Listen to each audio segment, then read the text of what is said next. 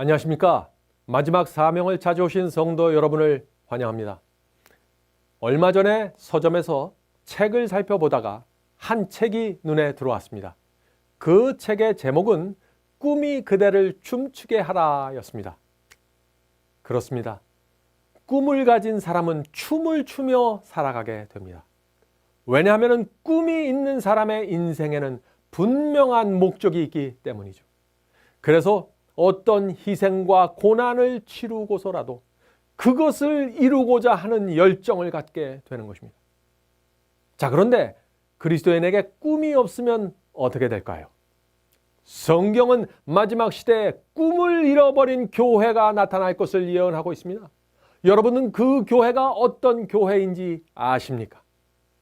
그 교회는 바로 라오디게아 교회입니다. 라오디게아 교회는 저와 여러분이 다니고 있는 이 교회입니다.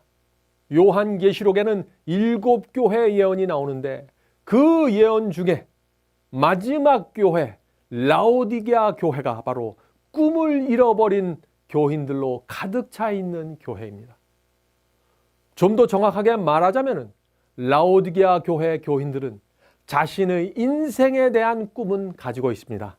그러나 하나님께서 그들을 향해 가지고 있는 꿈을 잃어버리는 것입니다. 하나님에 대한 꿈을 잃어버리는 것. 그것이 라오디게아 교회의 문제입니다. 자, 그래서 라오디게아 교인들은 자신이 존재하는 목적을 잃어버린 채, 열정을 잃어버린 채 하루하루 살아가고 있는 것입니다. 앞으로 몇 차례에 걸쳐서 하나님께서 이 기독교회를 가지고 있는 그 꿈에 대해서 말씀드리고자 합니다. 마지막 시대를 위해 중요한 말씀이 선포될 것입니다. 우리가 진정 우리를 향해 하나님께서 갖고 계신 꿈이 무엇인지 깨닫게 된다면 우리 속에 놀라운 혁명이 일어나게 될 것입니다. 마지막 시대에 하나님께서는 저와 여러분에게 어떤 꿈을 가지고 계실까요? 지금부터 이 중요한 질문에 대한 답을 하나씩 살펴보도록 하겠습니다. 마태복음 20장에는 하나님께서 각 시대의 교회들에게 가지셨던 그 꿈에 대해서 기록하고 있습니다. 물론 마태복음 20장의 말씀은 포도원 지기인 하나님께서 당신의 종들에게 나누어 주시는 은혜의 보상에 관한 비유입니다. 그러나 우리가 각도를 조금 달리해서 이 말씀을 살펴보면 마태복음 20장에 나오는 이 포도원 지기와 일꾼들 비유가 요한계시록에 나오는 7교회 예언처럼 기독교회의 그 역사적인 측면에서 살펴볼 수 있는 것입니다. 포도원 지기와 일꾼들 비유는 각 시대마다 하나님께서 당신의 포도원으로 어떤 일꾼들을 불러들이며 그들에게 어떤 기별과 사명을 주시는지 보여주는 것입니다. 그래서 우리는 이 마태복음 20장에 나오는 이 비유와 요한계시록에 나오는 7교회의 예언을 서로 비교하면서 서로 보완해가면서 우리가 살펴보면 거기서 중요한 교훈을 받을 수 있는 것입니다. 자, 마태복음 20장에 나오는 이 비유를 살펴보면요, 총 5번에 걸쳐서 일꾼들이 부르심을 받고 하나님의 포도원에 들어오게 됩니다. 자, 이른 아침에 일꾼들이 들어옵니다. 그리고 3시에 일꾼들이 들어오고 6시에 일꾼들이 들어오고 9시에 일꾼들이 다시 포도원으로 들어옵니다. 그리고 마지막으로 11시에 일꾼들이 포도원으로 부르심을 받게 되어 구속의 역사를 마치게 되는 것입니다. 그리고 12시에 종이 울리면 예수께서 재림하시면서 지구 역사가 끝마쳐지게 된다 하는 것입니다.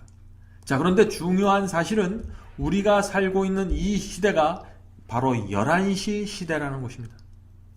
하나님께서 5번에 걸쳐서 일꾼들을 포도원으로 불러들이는데 그때마다 그 시간에 맞는 정확한 사명과 말씀을 일꾼들에게 주시는 것입니다.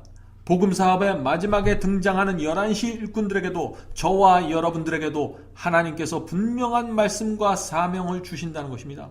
과연 11시 일꾼들은 누구일까요?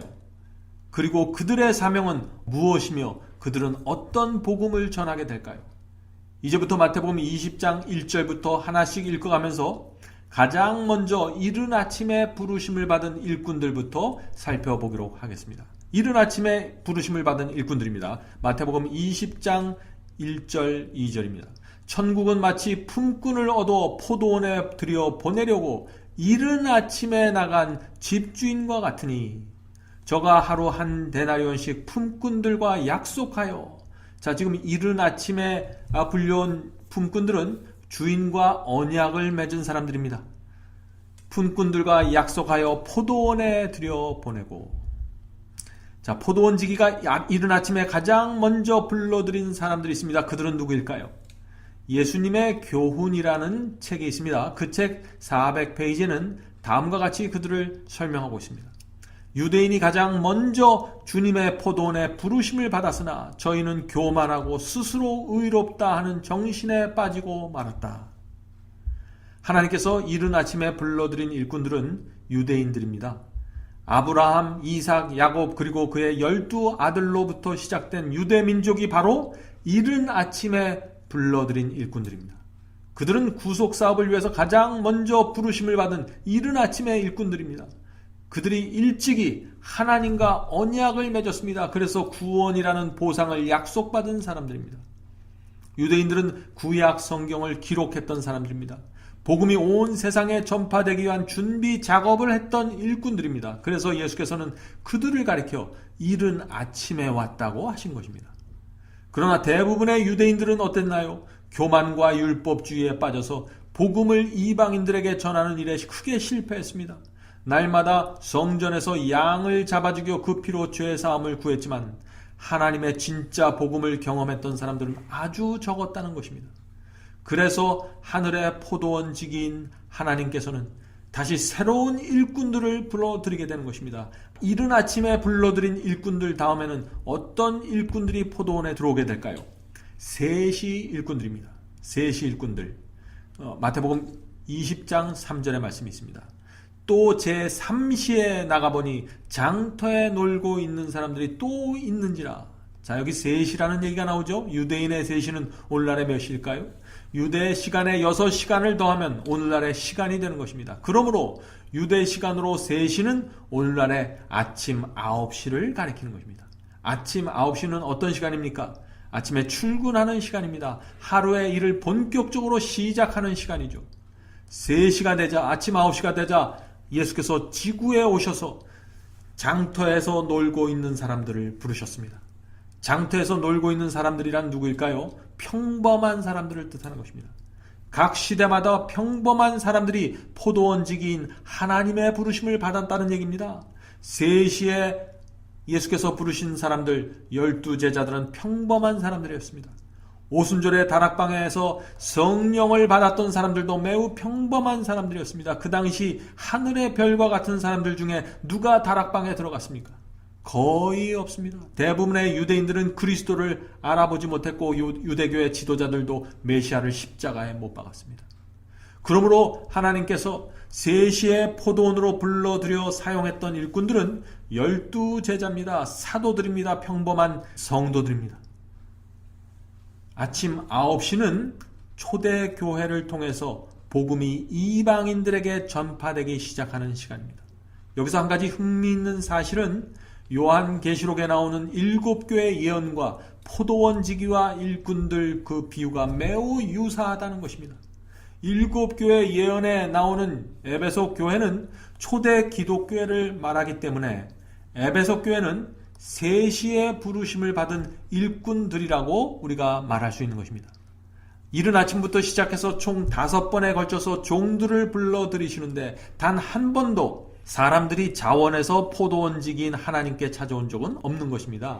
5번 모두 포도원지기인 하나님께서 직접 장터에 나가셔서 할 일 없이 놀고 있는 사람들을 불러다가 포도원의 품꾼으로 쓰신 것입니다.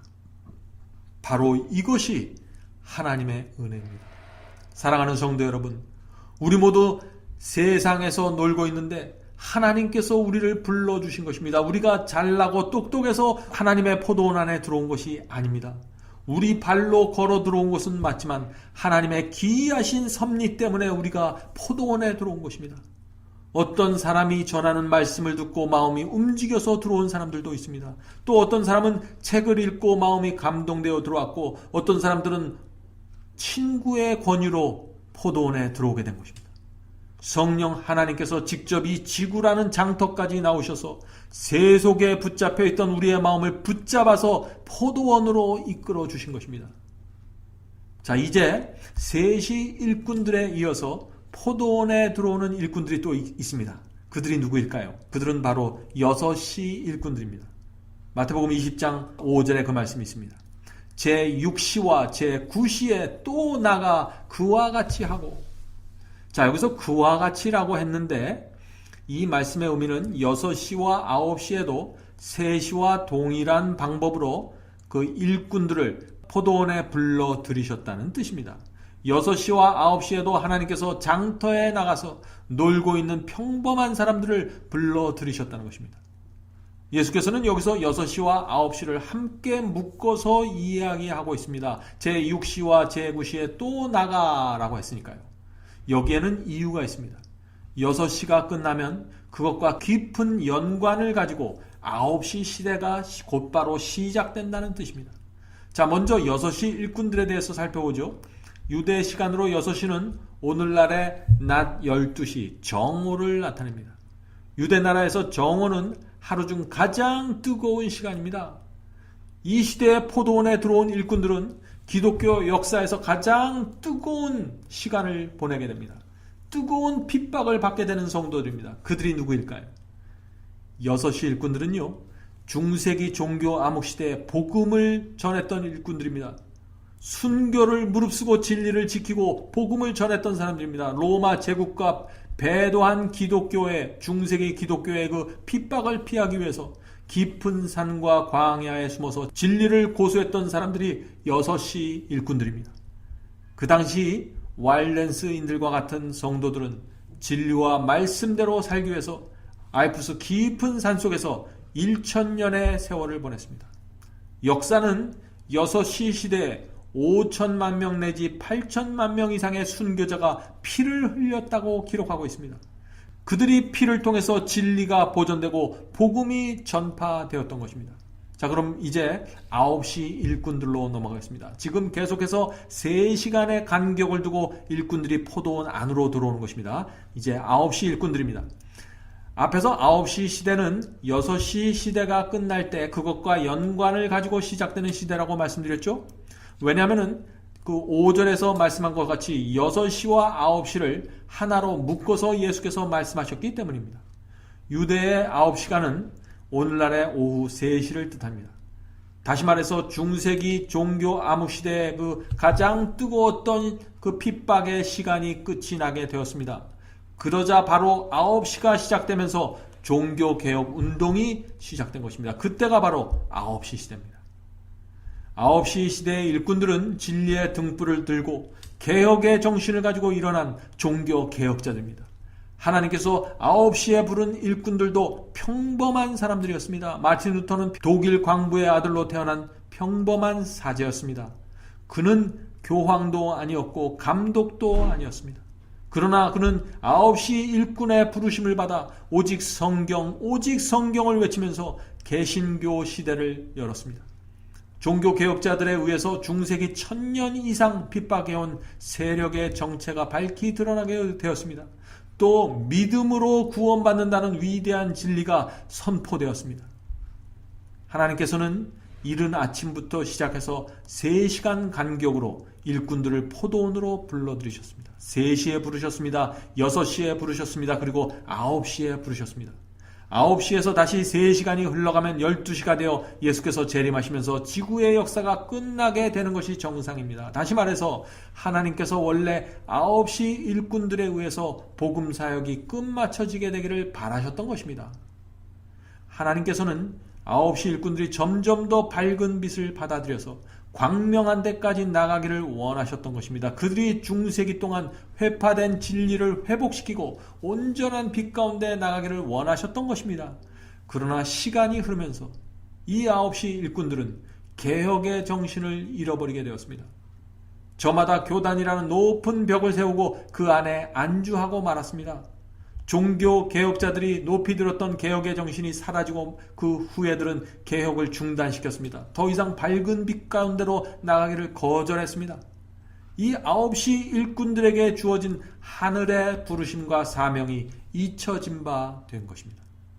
이런 모습을 지켜보던 하늘의 포도원 지기께서 9시 일꾼들로는 도무지 마지막 복음 사업을 마칠 수 없다는 결론을 내리게 되는 것입니다. 그래서 해가 저무는 그 마지막 순간에 1시간을 남겨놓고 급히 장터에 나가 사람들을 불러들이는데 그들이 11시 일꾼들이다 하는 것입니다.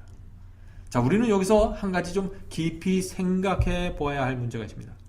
9시 일꾼들에게 어떤 문제가 있길래 하나님께서 마지막 순간에 11시 일꾼들을 급히 불러들여서 포도원에 투입하셨을까요? 요한계시록에 나오는 7교회 예언을 살펴보면요, 우리는 거기서 9시 일꾼들이 가지고 있던 문제를 정확하게 볼 수 있습니다. 제가 앞에서 말씀드렸던 것처럼 요한계시록의 그 7교회 예언과 마태복음 20장에 나오는 그 포도원 지기와 일꾼들의 비유는 함께 나란히 병행하는 구조를 가지고 있습니다. 우리는 이 두 가지 말씀을 서로 비교하면서 보완해 볼 때 거기서 중요한 교훈을 배울 수 있다고 제가 말씀드렸습니다. 9시 일꾼들은 종교 개혁자들입니다. 그러므로 7교회 예언에서 우리는 사대교회를 살펴봐야 합니다. 왜냐하면 이 사대교회가 바로 종교 개혁자들이 시작한 교회이기 때문에 그렇습니다. 사대교회는 개신교 시대를 연 교회입니다. 예수께서 이 사대교회에게 주신 말씀을 살펴보면 거기서 9시 일꾼들이 어떤 문제를 가지고 있었는지 우리가 좀 더 구체적으로 살펴볼 수 있다는 것입니다. 요한계시록 3장 1절과 2절입니다. 내가 내 행위를 아노니, 예수님께서 내 행위, 사대교회의 행위를 안다고 말씀하신 것입니다. 내가 내 행위를 아노니 내가 살았다 하는 이름은 가졌으나 죽은 자로다. 너는 일깨어 그 남은 바 죽게 된 것을 굳게 하라. 내 하나님 앞에 내 행위에 온전한 것을 찾지 못하였나니. 사대교회는 종교 개혁자들이 털을 닦아놓은 교회입니다. 그런데 이상한 것은 예수께서 이 사대교회에게 주신 말씀을 살펴보면 칭찬하시는 말씀이 거의 없다는 것입니다. 왜 이렇게 되었을까요? 왜냐하면 종교 개혁자들이 목숨을 걸고 개혁의 횃불을 높이 들었습니다. 그러나 얼마 안 가서 거의 죽어가게 되었습니다. 사대교회는 마틴 루터와 같은 종교 개혁의 선구자들 덕분에 살았다 하는 이름은 가졌습니다. 그러나 세월이 지나가면서 이 개혁자들의 후예들이 제각기 교파와 교단을 만들어버리고 말았습니다. 종교 개혁 운동을 힘있게 추진해 갔어야 하는데 멈추어버리고 마는 것입니다. 그래서 죽은 자가 되었다고 예수께서 말하는 것입니다. 그래서 예수께서 이 사대교회를 향하여 내가 내 행위를 아노니 내가 살았다 하는 이름은 가졌으나 죽은 자로다 라고 말씀하신 것입니다. 중세기 기독교회는요 1000년 이상 동안 태양신교의 교리를 받아들이면서 그것을 교리화했습니다. 또 복음과 계명을 변질시켰습니다. 깊은 영적 어두움에 빠졌습니다. 몇 년을 그렇게 지낸 것이 아니라 몇십 년이 아니라 몇백 년이 아니라 1000년 이상 동안 그런 배도의 길을 중세기 기독교회가 걸어왔던 것입니다. 오히려 진리를 믿고 말씀대로 순종하고자 하는 성도들을 수없이 핍박하고 죽였습니다. 그래서 세계사를 쓰는 그 학자들이 그 시대를 가리켜서 종교 암흑시대라고 부르는 것입니다. 하나님의 예언과 구원에 대한 말씀이 거의 사라져버리고 만 시대가 된 것입니다. 그래서 예수께서 종교개혁운동을 일으키셔서 제자들과 사도들이 가르쳤던 그 복음과 가르침을 원래 그대로 회복해 가기를 원하신 것입니다. 종교개혁의 후예들이 그러나 그 일을 중단하고 말았다는 것입니다. 마틴 루터가 종교개혁운동을 일으킨 지 100년이 채 되지 않아서 개신교회는 오직 성경 말씀만 순종하며 살겠다는 의지를 잃어버리고 말았습니다. 형식주의가 교회 안에 들어오게 되었습니다. 교단 사이에 서로 정통이고 서로 이단이라고 투쟁하는 그런 상황이 되어버리고 말았습니다. 교회가 생명력을 잃고 말았습니다. 몇몇 가르침에 대한 개혁이 이루어졌지만 중세기에 세워졌던 그 거짓 교리들로부터 완전히 벗어나지 못하고 말았습니다. 이런 모습 때문에 사대교회는 예수님의 칭찬을 받지 못하는 교회가 되어버리고 말았다는 것입니다. 자, 여기서 우리가 한 가지 꼭 이해할 것이 있습니다. 마틴 루터와 같은 개혁자들은요, 개혁을 시작했던 것입니다. 중세기에 무너졌던 복음과 진리를 그들이 모두 회복시키고 완성시킨 것은 아닙니다. 그래서 예수께서 계시록 3장 2절에 사대교회에게 이렇게 말씀하신 것입니다. 내 행위에 온전한 것을 찾지 못하였나니 라고 말씀하신 것이죠. 유럽 전체를 통해서 마르틴 루터와 요한 칼빈, 바렐, 벌킨과 같은 개혁자들이 일어나서 오직 믿음으로 구원받는다는 가르침으로 사람들을 인도했습니다. 인간에게 구원을 가지고 오는 것은 로마 천주교가 가르치는 것처럼 미사나 고행이나 고해, 성사나 어떤 선한 행위가 아니라 예수 그리스도를 믿는 믿음이라는 진리를 크게 선포했습니다. 그러나 종교 개혁자들은 행함과 예식과 고행을 강조하는 천주교와 신학적 투쟁을 하던 상황이었기 때문에 복음을 설명할 때 믿음을 특별히 강조할 수밖에 없었던 상황입니다. 물론 이 믿음의 중요성을 밝혀낸 것이야말로 16세기의 개혁자들이 이룩한 가장 큰 공적입니다. 그러나 아쉬웠던 점이 있는 것입니다. 그것은 그들이 믿음과 순종의 완벽한 조화를 밝혀내지 못했다는 것입니다. 그 결과 어떤 일이 생겼습니까? 오늘날 현대 기독교에 믿기만 하면 무조건 구원받는다. 한번 구원받았으면 결코 구원을 잃어버릴 수 없다.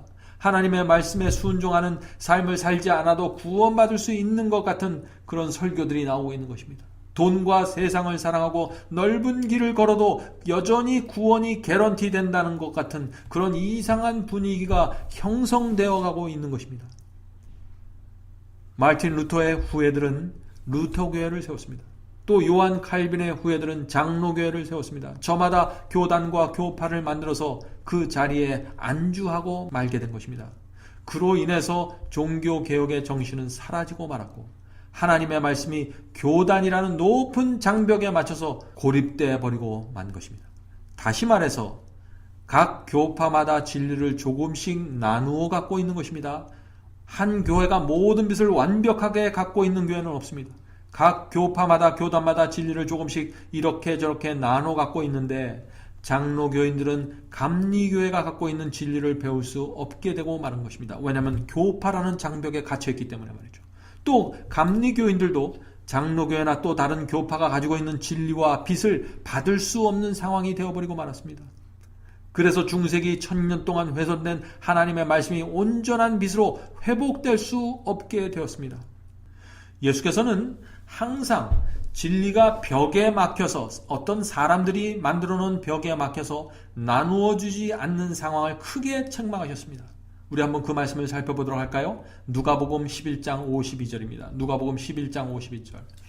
화 있을진저 너희 율법사요 너희가 지식의 열쇠를 말씀에 대한 지식의 열쇠를 말하는 것입니다. 말씀에 대한 지식의 열쇠를 가져가고 너희도 들어가지 않고 또 들어가고자 하는 자도 막았느니라 하시네요. 예수께서는 말씀에 대한 지식이 백성들에게 나누어지고 또 접촉되는 것을 막는 유대교회 지도자들에게 화가 있을 것이라고 선언하셨습니다. 무서운 말씀입니다. 이 인간들이 사람들이 진리와 복음에 대한 벽을 만들어 갖고 말씀이 전파되는 것을 막을 때 하나님의 화가 그들에게 임하게 된다는 것입니다. 우리는 두려운 마음으로 이 말씀을 받아야 될 것입니다. 예수께서는 사대 교회에게 다음과 같은 호소의 말씀을 남기셨습니다. 그 말씀이 요한계시록 3장 3절입니다. 요한계시록 3장 3절. 그러므로 네가 사대교회죠. 사대교회가 어떻게 받았으며 어떻게 들었는지 생각하고 지키어 회개하라. 만일 일깨지 아니하면 내가 도적같이 이르리니 어느 시에 내게 임할는지 내가 알지 못하리라.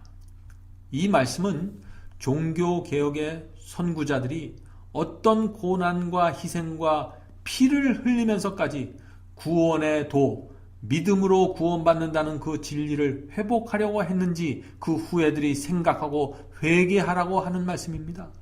예수께서 사대교회에게 종교개혁 운동이 일어난 때를 기억하고 회개하라고 호소하시는 것입니다. 만일 종교개혁자들의 후예인 개신교회가 정신을 차리지 않으면, 저와 여러분이 정신을 차리지 않으면 예수께서 도적같이 임하셔서 심판하실 것이라는 경고가 이 말씀 속에 담겨 있는 것입니다. 자, 그런데 그러한 사대교회 속에서도 예수께서 칭찬하시는 그리스도인들이 있었다는 것입니다. 여기는 놀라운 약속이 있는 것이죠. 요한계시록 3장 4절입니다. 요한계시록 3장 4절. 그러나 사대 교회 그 옷을 더럽히지 아니한 자 몇 명이 있어 흰 옷을 입고 나와 함께 다니니, 나는 예수님을 얘기하는 것입니다. 예수님과 함께 다니리니 그들은 합당한 자인 연고라. 자, 지금 사대 교회 속에 흰 옷을 입고 있는 성도들이 있는데 그들은 예수님과 함께 다닌다고 했습니다. 예수께서 사대 교회에서 칭찬하셨던 이 성도들, 흰 옷을 입고 다니는 이 성도들은 어떤 사람들이었을까요? 예수께서는 그들의 특징을 흰 옷을 입고 있다고 했는데, 흰 옷이란 무엇을 상징하는 말일까요? 다음 시간에 우리는 9시 일꾼으로 부르심을 받은 사대 교회의 문제가 마지막 라오디게아 교회까지 그대로 이어지는 모습을 살펴볼 것입니다. 예수께서는 지구 역사의 해가 저물기 1시간 전에 급히 11시 일꾼들을 부르십니다. 11시 일꾼들은 누구이며 그들은 또 어떤 경험을 하게 될까요? 그들은 어떤 설교와 어떤 복음을 나누는 종들일까요? 다음 시간에 그 중요한 문제를 우리가 살펴보겠습니다. 그럼 다음 시간에 뵙겠습니다. 안녕히 계십시오.